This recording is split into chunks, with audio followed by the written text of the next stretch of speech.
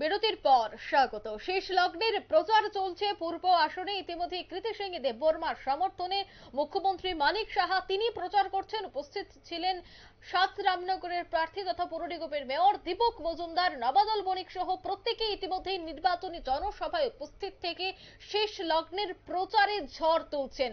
এবং তারই মধ্যে আজ দেখা গেছে ২৬ আশারামবাড়ি বিধানসভা কেন্দ্রের রামমানিক সর্দার পাড়া উচ্চতর বিদ্যালয় মাঠে বিশাল জনসভার আয়োজন করা হয়েছে, যেখানে প্রচুর সংখ্যক কর্মী সমর্থকরা উপস্থিত ছিলেন। আজকের এই জনসভা থেকে মুখ্যমন্ত্রী সহ অন্যান্যরা কি বলছেন শোনাবো। আমাদের কথা শুনতে চাইছেন। আমরা জানি যে এবারের নির্বাচন খুব ইম্পর্টেন্ট নির্বাচন, খুব গুরুত্বপূর্ণ।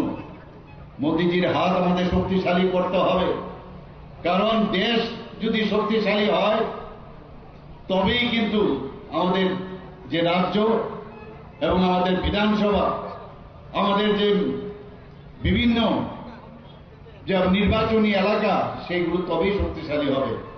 কিছুদিন আগে আমাদের যশস্বী প্রধানমন্ত্রী নরেন্দ্র মোদীজি এখানে বিবেকানন্দ ময়দানে এসেছিলেন।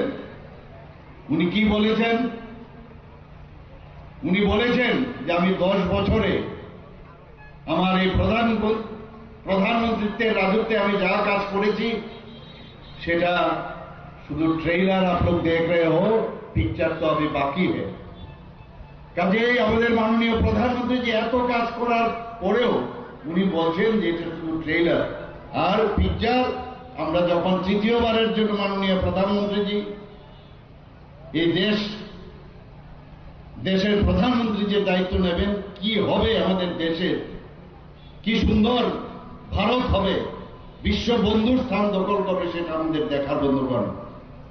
2014 আগে খালি স্ক্যাম স্ক্যাম স্ক্যাম এগুলোই তো আমরা দেখতাম। স্ক্যাম ছাড়া মন্ত্রিত্বে থাকতে গেলে স্ক্যাম করতে হবে, এইগুলো আমরা দেখতাম। 2014 পর আমরা দেখলাম যে স্ক্যাম ছাড়াও একটা সরকার চলতে পারে, এবং প্রধানমন্ত্রীজি সেই দিশায় কাজ করছেন।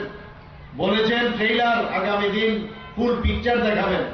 আমরা দেখেছি নর্থ ইস্ট আগে কি হতো, একই অবস্থা, টেররিস্টদের আনাগোনা, সেখানে একটা অস্বাস্থ্যকর পরিবেশ, একটা অস্থিরতার পরিবেশ, হিংসার পরিবেশ ছিল। প্রধানমন্ত্রীজি বললেন না, এইভাবে চলবে না। উনি বলছেন নর্থ ইস্ট যদি ডেভেলপ না হয় তাহলে আমাদের দেশও ডেভেলপ করবে না বন্ধুগণ।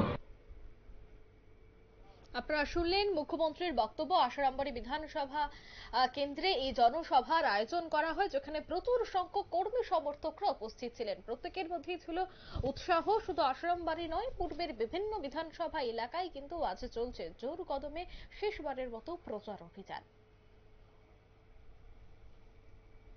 নিয়ে নিচ্ছে ছোট্ট একটি বিজ্ঞাপন বিরতি, সঙ্গে থাকুন।